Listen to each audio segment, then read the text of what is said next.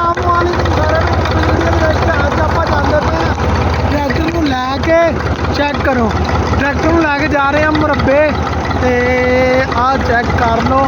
silencer ਕੱਲ ਦਾ ਟੁੱਟ ਚੁੱਕਿਆ ਇੱਥੋਂ ਕੱਢਿਆ ਸੀ ਪੱਠਿਆਂ 'ਚੋਂ ਉਹ ਸਾਹਮਣੇ ਚੈੱਕ ਕਰੋ ਪੱਠਿਆਂ 'ਚੋਂ ਟਰੈਕਟਰ ਕੱਢਿਆ ਸੀ ਨਾ ਉਦੋਂ ਦਾ ਕੱਲ ਦਾ ਸਲੈਂਸਰ ਟੁੱਟ ਗਿਆ ਵੱਜਾ ਨਹੀਂ ਉਹ ਰੇਸ ਬਹੁਤੀ ਦਿੱਤੀ ਸੀ ਇਸ ਵੇਲੇ ਟੁੱਟਾ ਉਹ ਲੱਗੇ ਹੋਏ ਭਾਈ ਨੇ ਪੱਠੇ ਵੱਢਣ ਹੁਣ ਜਾ ਕੇ ਚੈੱਕ ਕਰ